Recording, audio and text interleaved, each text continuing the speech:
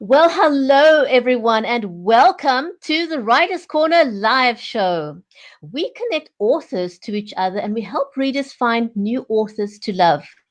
Now, you probably already have your favorite type of book, whether it's fiction or non-fiction, but you never know. We may just introduce you to your new favorite genre to love, or even help you discover some books that don't fit into any of the other traditional genres. Here on the Writers Corner live show, you will meet seasoned as well as new and aspiring authors.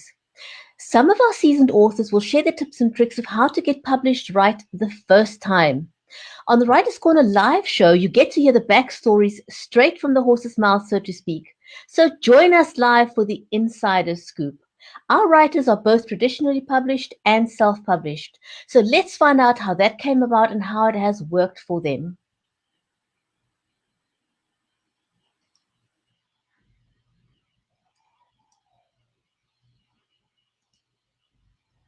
Hello, everyone, and welcome. I'm Brigitte Limbanda from Cape Town in South Africa, and I'm going to welcome my co-host, Mary, onto the screen with me. And hello, Mary, how are you? I am great, Brigetti. I am Mary Elizabeth Jackson. I am in Tennessee in the United States and doing very well today. It is a wonderful day. You and I did a show yesterday about special needs. We have a whole conversation we're carrying on Mondays from now on at 9:30 a.m. Central. And so see where that is for you in the world in the time. So you can join us next Monday and the Mondays following. And today is World Autism Awareness Acceptance Day. So I'm sporting my blue, and actually my shirt says faith. I forgot I had this. I looked in the closet this morning. I knew I needed to wear blue, and it's so cold outside here. I went, ooh, hey, look at that. So I was excited to find that. And I wanted to share that at school this morning when we walked in, they had the red carpet rolled out. Really, it was a red, like long piece of paper, a sheet, sort of like, and they let all the kids walk in, and the children cheered them on and took pictures. It was just the sweetest thing ever, celebrating kids with special needs and disabilities. I wish all schools could do that. We need more schools like this in the world, don't we? Oh, yes, we absolutely, absolutely do. And it's wonderful that they are teaching the children from a very young age. I think that for me is key. The fact that they are teaching the children from a young age to have this amazing value, Oh my um, gosh. to Yes. celebrate the lives of everyone and to be fully inclusive of children on the spectrum and not to make them feel different, but make them feel that their lives matter and that what value they bring to society, to the school, to everyone is of huge value. So I love that they creating awareness even at such a young age. Oh, absolutely. We have to start them young. It's harder work when you try to take kids and change them after they're set in some of their ways and understanding and upbringing. So yes, definitely starting young is amazing, and it's so I just love it. It's so beautiful. I welled up with tears this morning. It was not something I knew. I knew we were celebrating. I just didn't know how. And of course, my little guy grabbed my hand and he was looking at me like, "What's going on, Mom?" Because he's very shy around people, but it was just so precious. And I actually am going to contact the local news today about doing a story on it, because it'd be great for this to be examples for other schools to follow. It'd be wonderful. And, I know we have a great guest coming on. We love what she does and what she stands for. And I know one of the things she wants to talk about, I actually have an article that is on Instagram today on a blog called Om Mama. And I love Kristen. She's just an amazing woman.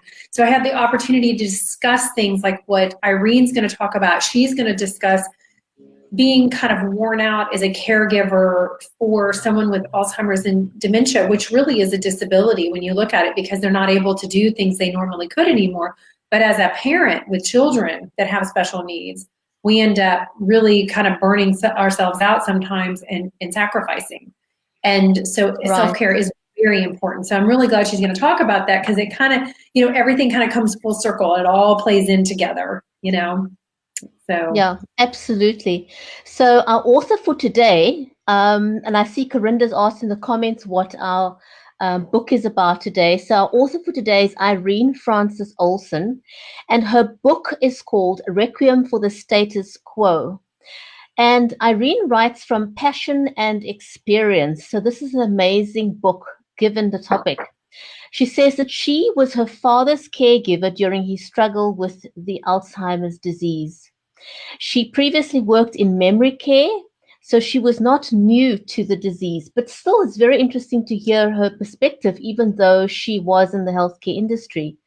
And she says that she hopes to make a difference in the lives of others by writing novels that encourage, that support those who might need another person in their corner. Her fiction book is based on her personal experiences as her father's caregiver. So should we bring Irene onto the show and join us? Absolutely. Yes.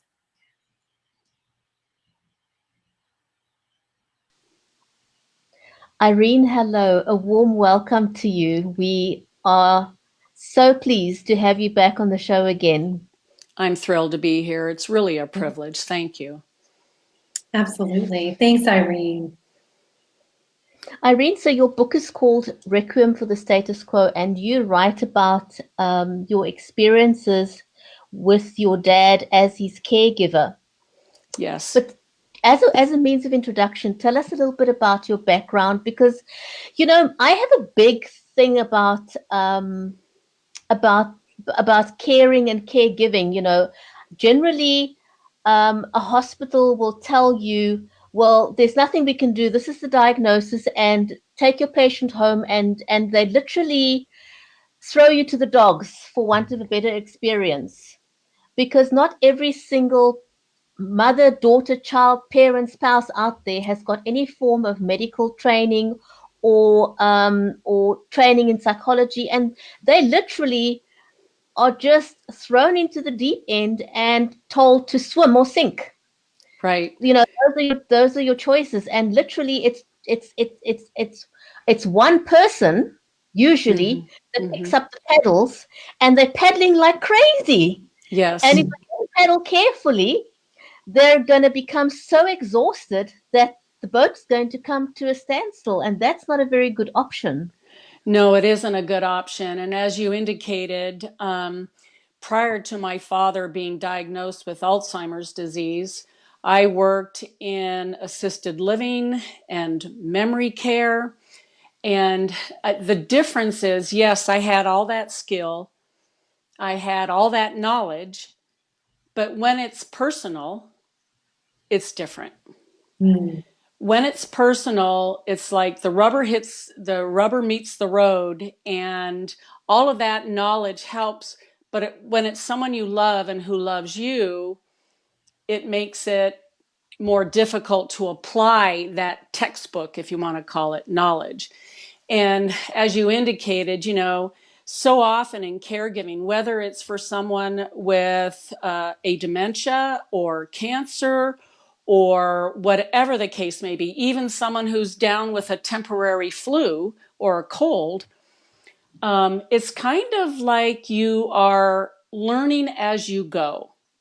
And so I consider caregiving really a learn as you go type of experience, especially when the person you're caring for has a disease or a sickness that is so difficult to deal with. And as you deal with it, you become more and more exhausted. You become more and more convinced that you can't do it all, but you try to do it all.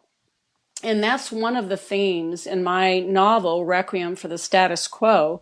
That's one of the themes that I address in it, where the solo caregiver, as you said, Brigitte, oftentimes it's a solo caregiver. The solo caregiver feels like nobody else could possibly do what I do, so I'm just going to do it all. And that's not good advice at all. There was one excerpt, and I'll read it, it's brief. Colleen, who's the main protagonist, the main person in the character in the novel, she goes to visit her very good friend, Pilar.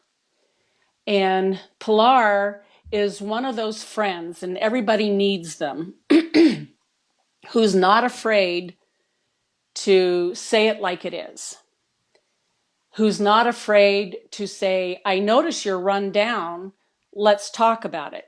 So in this particular scene, and I'll also indicate, in the novel, Colleen's brother, Jonathan, he's kind of following on the path of denial, which a lot of people do.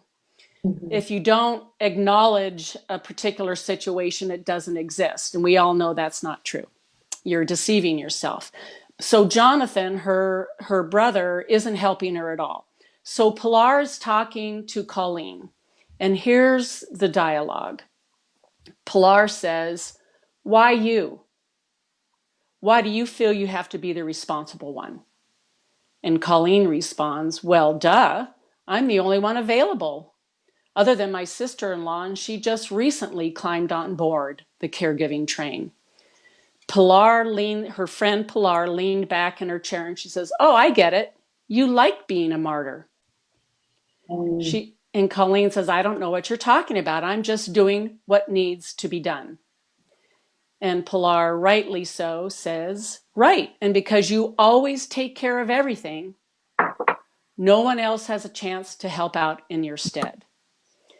And that was kind of a aha moment for Colleen, where she realized she was doing it all. And it doesn't mean that all of a sudden you involve perfect strangers in your life to help you.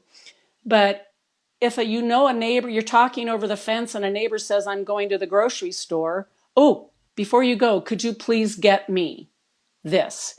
I need this. I can't possibly take Susan or Dad or Melody, whoever, with me to the store. It would be too much trouble. So you engage other people to help you. It doesn't mean that you're neglecting your duties. And that's what happened in this conversation. Colleen said, but if I assign tasks to others, doesn't that mean I'm not a good daughter? If I can't do it all, doesn't that mean I'm not a good daughter? And Pilar, her friend, said, I would never accuse you of that. And anybody who knows you would never accuse you of that.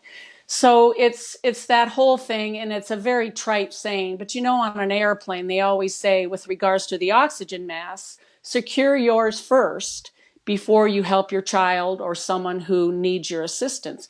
Because without that oxygen in you, you can't help that person who needs that oxygen mask. And caregiving is emotionally and physically draining. So whenever you can ask or engage somebody else to be a part of that journey, I highly recommend that you do that. I agree with you. I totally agree with you. And, Irene, it's interesting how the full circle of life happens from caregiving our children to caregiving our parents or relatives. And it really is pretty much a lot of the same thing. Yes. Because mentally they go back to that childhood, that, little baby toddlerhood, wherever it is that they are. But it's interesting because I have found that a lot of times caregivers tend to get into nobody cares, I'm doing this on my own, they're out having fun, la, la, la, la, la. And we never know the struggles that someone else may be having. And it is our duty to, I know we want to be Wonder Women, right? But we need to share that. Hey, could I just get some help? I mean, I was raised by a mom who took care of all three of us. So I saw her do everything. So in my life, it's made me think I'm supposed to do everything because that's what I grew up with. And, I've tried to share with my stepmother that because she is the sole caregiver of my father because we all live so far away. So then there's the guilt that goes with that, with not being there to be able to help. But sure. I've had to share with her what it's like to be a caregiver. Because it really is a lonely world sometimes. And that's even with a newborn baby. And all you're doing is nursing and cleaning and pooping. And you're lucky if you get a shower and you're talking to the walls. And, if a live person comes in, like it, just delivers a package at the door, you're like, oh, come inside. Yay. And another adult. Yes. A live body, Right. So it's very it's amazing what happens to us as caregivers and what we go through. And we're all three moms, so. You bet. And I want to interject for those listening. When you know of someone, whether it's a neighbor or a coworker, a friend, or even just a casual acquaintance, my suggestion, you know what they're going through. My suggestion is always to not just say, let me know if I can help. Rather than just say, let me know if there's anything I can do. Come up with real offers. For example, is there anything you need from the grocery store, as I indicated earlier? But have that person, that acquaintance, please, all of you, friends, acquaintances, and even family members, ask your person who is involved with caring for someone, do you need anything at the grocery store? Or, it's weed season. The weeds are just popping up like crazy. Do you mind if I'm going to be out in my grungy clothes today? How about if I weed your garden for you? Or how about if whatever, just fill in the blanks, to actually offer concrete suggestions, because the caregiver, if she's like Colleen, if she or he is like Colleen, will say, oh no, I'm fine. I can do it. No worries. I'm not totally out of milk. I don't need you to go to the store. They're unfortunately sometimes the caregiver, again, with that superwoman or superman attitude, even when someone offers something, they may say no. But they're more likely, the caregiver is more likely to accept assistance if the acquaintance, the friend, the neighbor is saying, how about if I do this for you? Because then that gives the caregiver freedom to say, oh my gosh, yeah, I could really use some weeding in my front garden patch. Otherwise, the weeds are going to be taller than the flowers. Just give them, all of you out there who are not currently carers or caregivers, please offer a concrete gift to the person that you know is struggling with something. And I guarantee you'll make their life better. It won't take away their troubles, but it'll make their life better in that. Absolutely. Feeling supported is so important to all of us, isn't it, Brigetti? We all want to feel supported, whether we say it out loud or not.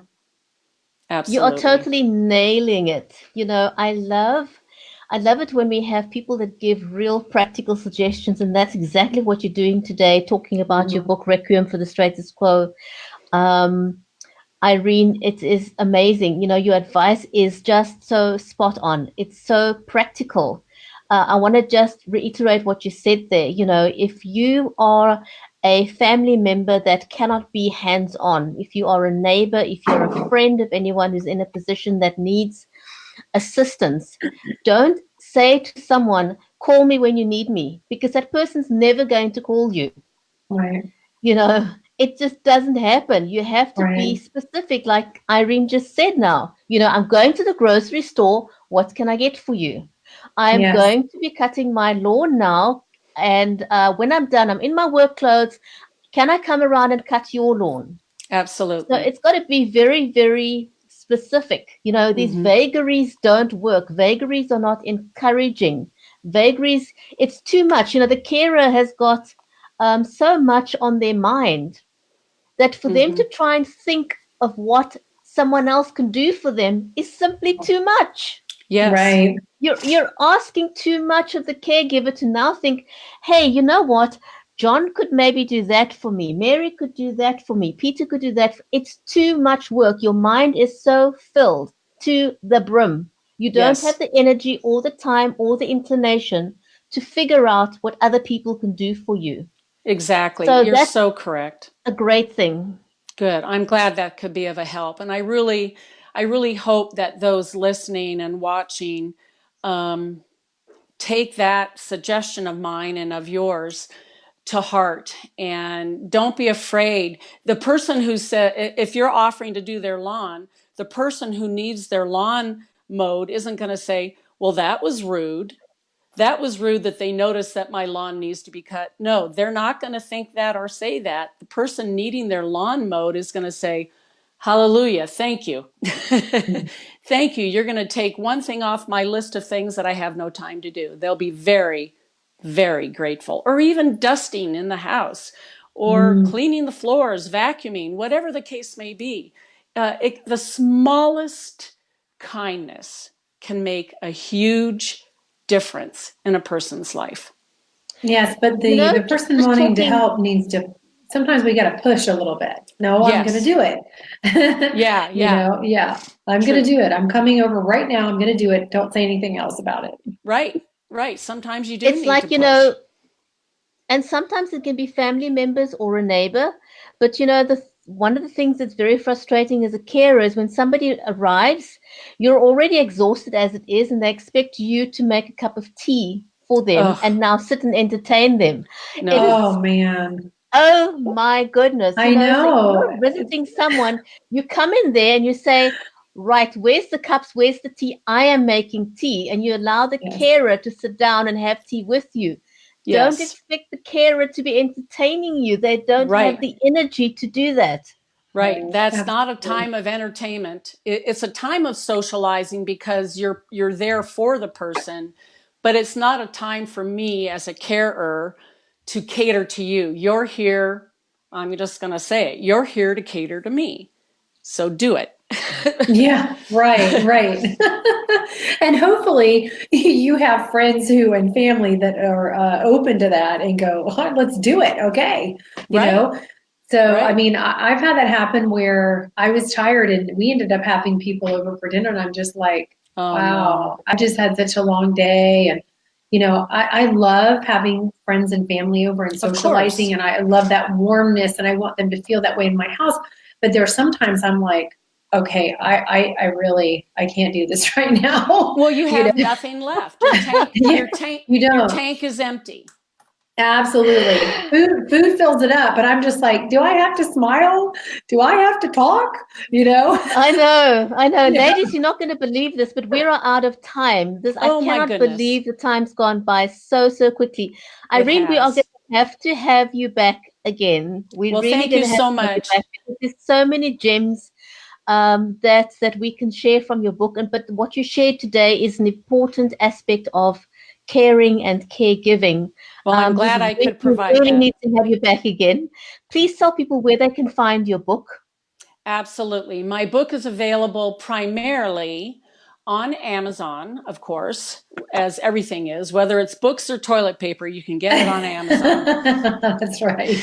That's just the way it is. Yeah. And if you want to find the latest updates about what I'm doing as an author, it's my name, www.Irene, Irene, Frances, Frances, Olson, OLSON.com.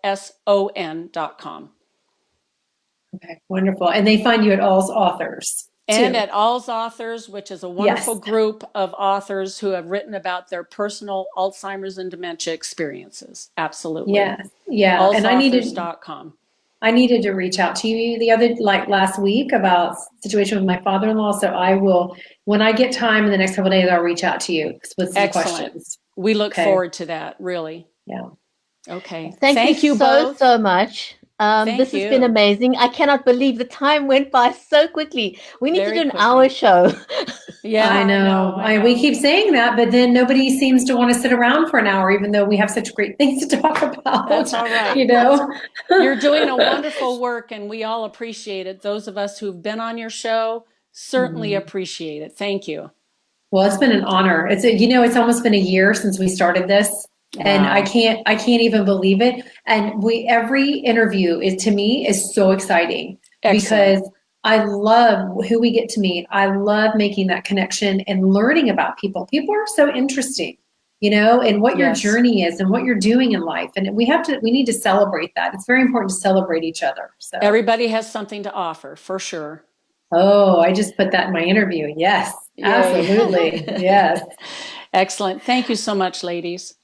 Bye. Irene, thank you so much. Please wait for us in the green room. We'll meet you back in the green room in a moment. Sounds good. Mary, that was another amazing show. Mary, who's our guest for next? Who's on for next week? Okay, I am going to tell you, it is Laura Sinclair Baird, and we had done an interview with her previously, and the audio was really bad, and there was a lot of interference. So we have rescheduled her. I'm super excited about having her on because she's just either won an award or has her second book coming out or something. So exciting stuff, and we'll have to see what she's up to, because everybody's up to something, aren't they? Absolutely. So that's our show for next week, and we hope you'll join us back again next week, same time, and we look forward to seeing you then. So from me, Bridget Lamband in Cape Town, South Africa, it's goodbye for now until next week.